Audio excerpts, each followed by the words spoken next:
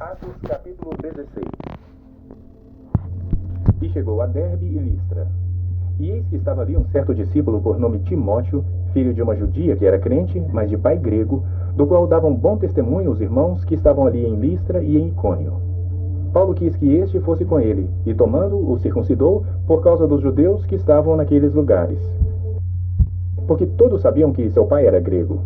E quando iam passando pelas cidades, lhes entregavam para serem observados. Cartas para Timóteo, pastor. Então agora nós encontramos Timóteo também cooperando com Paulo. Vamos ver o mapa? Então saíram de Antioquia, Paulo e Silas já encontraram Timóteo e ficaram trabalhando nesta região. Fizeram todas aquelas igrejas que eles passaram na primeira viagem. Então eles estão agora em Listra. Os decretos que haviam sido estabelecidos pelos apóstolos e anciãos em Jerusalém. De sorte que as igrejas eram confirmadas na fé e cada dia cresciam em número. E passando pela Frígia e pela província da Galácia, foram impedidos pelo Espírito Santo de anunciar a palavra na Ásia. E quando chegaram a Mísia, intentavam ir para Bitínia, mas o Espírito não lhe permitiu. E tendo passado por Mísia, desceram a Troade. E Paulo teve de noite uma visão em que se apresentou um homem da Macedônia e lhe rogou, dizendo: passa a Macedônia e ajuda-nos. Então saíram de Listra, Icônio, Antioquia da Pisídia, chegaram a Troade. E aqui o Espírito Santo os orienta a irem para Macedônia, que é essa região, já é na Europa. Vão deixar de fazer nesse momento missões na Ásia Menor e vão para Europa. Filipos é a porta de entrada da Europa, tá bom? Filipos é onde tem a igreja que Paulo depois vai escrever uma carta aos filipenses, que são os irmãos que estão nesta cidade. Mas por enquanto eles estão aqui em Troade. Vamos ver o texto que o Espírito Santo orienta eles irem para a Europa? E logo depois dessa visão, procuramos partir para a Macedônia, concluindo que o Senhor nos chamava para lhes anunciarmos o Evangelho. Bom, essa é a primeira referência a Lucas, o autor de Atos. Alguns acreditam que a partir daqui ele se juntou para a viagem com Paulo. E navegando de Troade, fomos correndo em caminho direito para Salmotrácia e no dia seguinte para Neápolis. E dali para Filipos, que é a primeira cidade desta parte da Macedônia e é uma colônia. E estivemos ali alguns dias nessa cidade. E no dia de sábado, saímos fora das portas para a beira do rio, onde se costumava fazer oração. E assentando-nos, falamos às mulheres que ali se ajuntaram. Bom, para você que gosta de anotar aí no seu caderno, então lugar de oração vem do grego proseúcha, que significa então lugar de oração e culto, que era onde não havia sinagoga, Era um anfiteatro amplo, aberto, sem teto, e havia muitos lugares como esse entre os judeus na costa ou então na beira de rios. Talvez isso tenha acontecido antes que o povo se reunisse para adoração e enquanto estavam chegando. E uma certa mulher chamada Lídia, vendedora de púrpura, da cidade de Tiatira, e que servia a Deus, nos ouvia, e o Senhor lhe abriu o coração para que estivesse atenta ao que Paulo dizia. Bom, ela recebeu esse nome, por causa da província de Lídia, na Ásia Menor, onde ficava a cidade de Tiatira, de onde ela tinha vindo, Mulheres lídias eram conhecidas pela confecção de belas púrpuras feitas de uma concha marinha. E depois que foi batizada, ela e a sua casa nos rogou, dizendo: se haveis julgado que eu seja fiel ao Senhor, entrai em minha casa e ficai ali. E nos constrangeu a isso. E aconteceu que, indo nós à oração, nos saiu ao encontro uma jovem que tinha espírito de adivinhação, a qual, adivinhando, dava grande lucro aos seus senhores. Esta, seguindo a Paulo e a nós, clamava, dizendo... Bom, essa jovem, para você que gosta de anotar aí no seu caderno, fala aí que tinha o espírito de Pitom. Então, isso vem do grego, espírito de Pitom, ou Apolo. De acordo com a fábula, Pitom era uma gigantesca serpente que tinha um oráculo no Monte Parnaso, famoso por predizer acontecimentos futuros. Apolo matou essa serpente e foi chamado então de Pitiano, vindo a ser celebrado como adivinhador do futuro.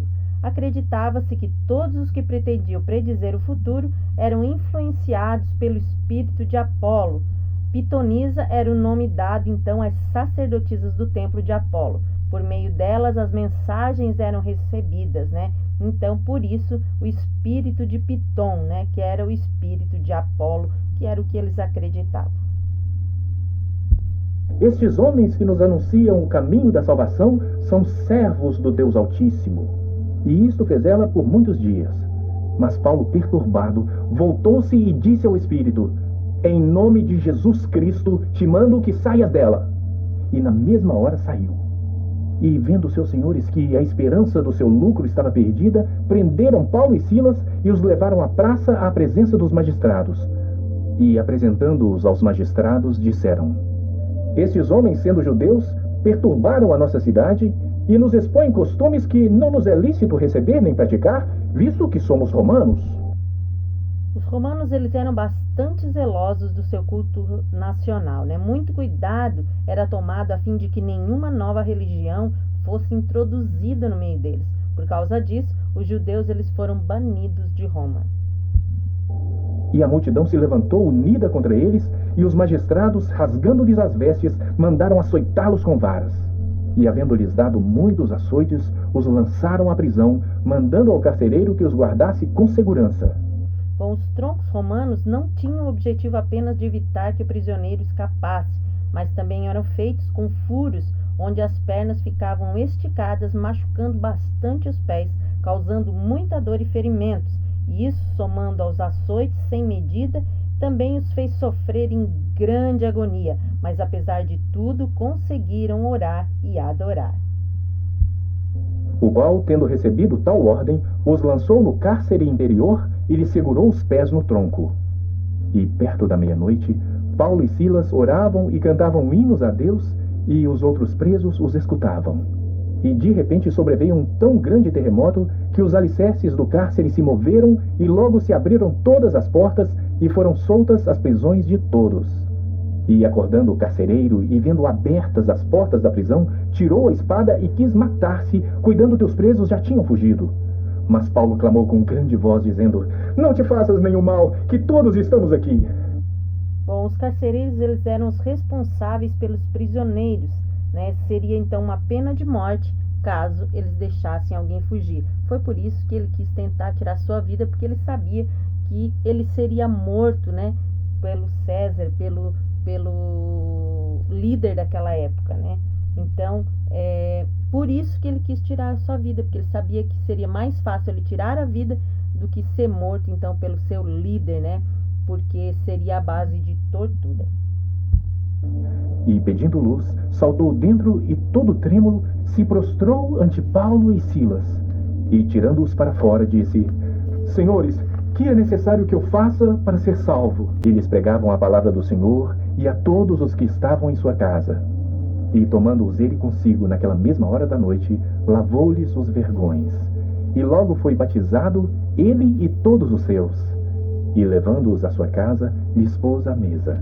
E alegrou-se de que com toda a sua casa havia crido em Deus.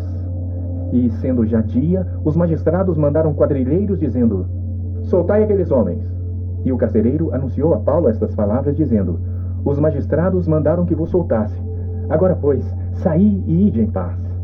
Mas Paulo lhes replicou: açoitaram-nos publicamente e, sem sermos condenados, sendo homens romanos, nos lançaram na prisão. E agora, encobertamente, nos lançam fora?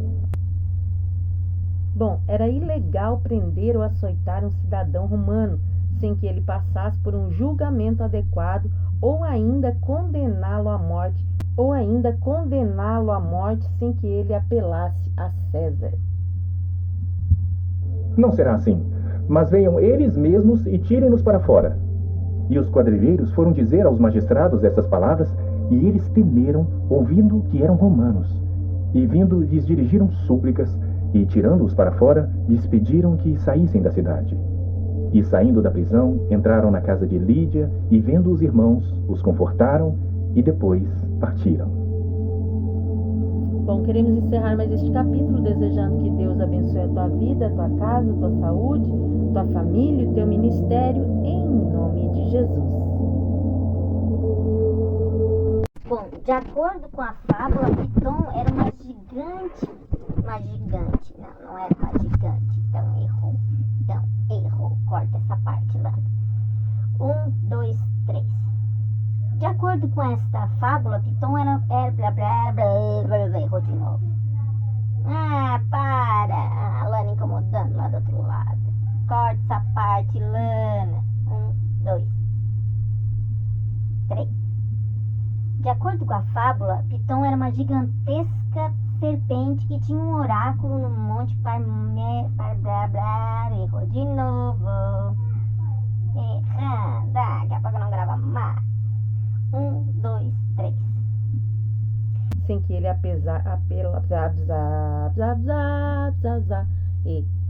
de novo. Eu fui feito pra ser cópia de Jesus. Então não pode ficar errando tanto. Corta essa parte, Lana. 1, 2, 3.